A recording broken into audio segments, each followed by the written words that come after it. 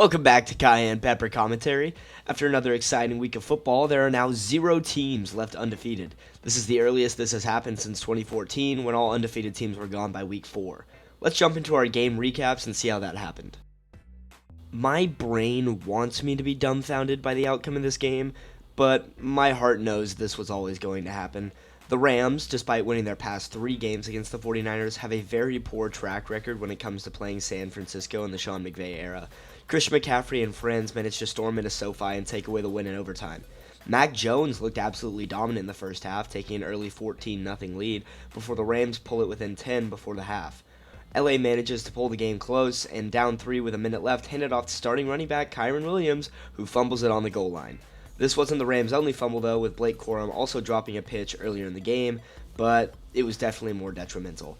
LA manages to get the ball back and tie to send it to OT, but a San Fran field goal and a 4th down stop is enough to place them at number 1 in the division and knock the Rams down to 3-2. The Vikings get to play in their second back-to-back international game in London this week, but unlike last week, they actually pull off the win. Browns rookie quarterback Dylan Gabriel has a decent first outing for Cleveland, giving them 2 touchdowns, but with what this defense was giving them, it probably should have been more. The Browns defense forces 2 fumbles and keeps this game mostly to a punt-off. Kind of what we're used to from every Browns game by now, and it really makes me wonder how good this team would be if they had any offense.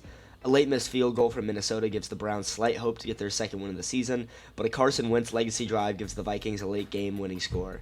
I think the last 2 games might make me rescind my statement about Carson Wentz in Week 3, but they also played the AFC North defenses, which are not easy to contend with, unless it's the Ravens.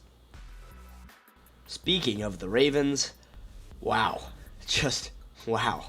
I knew this defense wasn't good. Obviously, they were last in the league in points allowed, but giving up 44 to what has been one of the lowest scoring offenses in the league is just atrocious. Definitely didn't help that Baltimore was missing their star quarterback, who could at least keep their defense off the field for a while. With Cooper Rush playing, he just kept giving the ball to Houston with 3 interceptions. Derrick Henry being basically a net except for the single touchdown, and the defense just stood no chance. C.J. Stroud torched the Ravens defense for 250 yards and 4 touchdowns, with Nick Chubb adding in number 5 on the ground. What makes me the most sad is that this game was never even close. It was 24-3 before halftime, and the pain just never stopped. Hopefully Lamar Jackson coming back can save this Ravens team, but with a defense this awful and their record already being 1-4, I'd say a deep playoff run might already be out of the question. I really had faith in this Giants team. They looked absolutely fantastic against the Chargers last week, and they were playing what is arguably the worst team in the NFL. I was preaching all offseason how this was a major rebuilding year for the Saints, how I thought it wasn't out of the realm of possibility for them to go 0-17, and the Giants do this. New York actually started out hot in the first half, scoring all their points within the first 2 minutes of the second quarter and taking an 8-point lead, and then it just fell apart. 2 punts and a fumble to end the half, with New Orleans scoring their only offensive touchdown of the day, puts them behind 14-16 at half. And then it got even worse with another fumble in the third, a scoop and score on their opening drive in the fourth, and 2 Jackson Dart interceptions on 2 of their last 3 drives. Mistakes were the real killer this week for New York, and I think they beat themselves more than the Saints actually beat them. Hopefully they turn this around next week, because watching this team is fun when they aren't actively shooting themselves in the foot. And the champions finally fall. This game was appearing to be another win for Philadelphia, with them leading the Broncos 17-3 going into the fourth quarter, and their defense handling business all day. The Denver defense was doing what they could, holding the Eagles to 5 punts and just 17 points, despite their offense only tallying 172 yards on the game, and their quarterback only being 11 for 22. Then something just happened in Denver on their final 3 drives of the game. Bo Nix led his squad to a score on every single drive they had in the fourth quarter, going 13 for 17 in just these 3 drives, and tallying up 186 yards of offense, more than the team had all game. This defense fed off the energy as well, forcing 2 punts and holding Philly for the last minute of the game to secure the victory. The Broncos offense plays like that all game. This is an easy and dominant win for Denver instead of a near heart attack, but at the end of the day, they got the job done, and it reflects on their record. This game was an absolute blowout. The final score being just a 2-drive difference does not tell the full story when you learn Dallas was up 30-6 until there were less than 8 minutes left in the game. All faith I ever had in this Jets team was sucked away when I realized it took them until the fourth quarter garbage time touchdowns to score their first touchdowns of the game on what was previously the 31st ranked defense in points allowed per game. Crazy part is the Jets were mostly turnover free, barring the second quarter fumble from Breece Hall. They just couldn't move the ball. The team had 4 punts and 2 turnovers on downs, and just had a miserable showing. Justin Fields, despite the stat sheet initially looking good at first glance, 128 of his 283 yards and both his touchdowns came on their fourth quarter scoring drives. Very disappointing week for New York all around. The Indianapolis joke is no longer funny. It was obviously fun joking about how Indiana Jones was their savior and how similar they were to last year's Saints, but there comes a time you have to recognize when a team is legit. This game was a brutal massacre from start to finish, with the Colts scoring 6 touchdowns on this Vegas defense. Geno Smith once again shows himself as a liability more than a help for the Raiders, throwing 2 interceptions on the day. The more I watch him play in Las Vegas, the more I wonder how good that system is in Seattle. If they were able to turn this player into a sustainable quarterback, what could they do with some actual QB play? Colts now move to 4-1 with their only loss being courtesy of Adonai Mitchell, and they have an easy game hosting Arizona next weekend, so they currently have a very firm lead on the AFC South.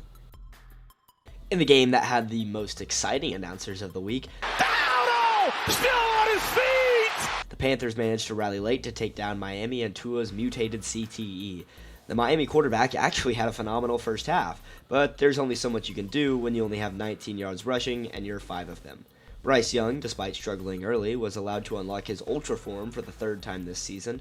Rico Dowdle managed to tear into the Miami defense for Carolina's first of 2 late-game scores, and a Bryce Young-led 2.5-minute drive puts Carolina ahead with a passing touchdown, as Miami falls further in the AFC East.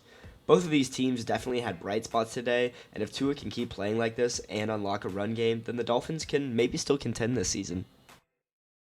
The Buccaneers once again give all their fans heart attacks as they squeak by with their 4th win by 3 or less points. Baker Mayfield continues his MVP run by absolutely shredding the Seattle defense. 2 teams traded blows for most of the second half, with Seattle finally getting a stop and taking the lead. Bucs come through and tie it before a Levante David interception gives the ball back to Tampa, who nail a game-winning field goal. Definitely an exciting game to watch offensively, but there's got to be some defense played if you want to win games without making every person rip their hair out. I really want to like the Cardinals.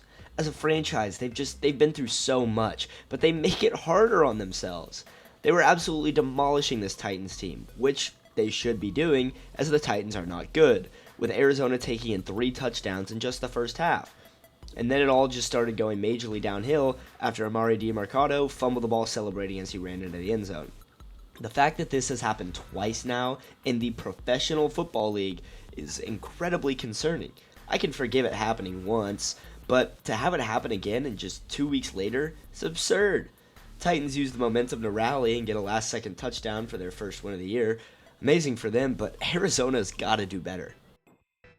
Ladies and gentlemen, Jaden Daniels is back, is what I would say if Ja'Cory Crosky-Merritt didn't single-handedly carry this game.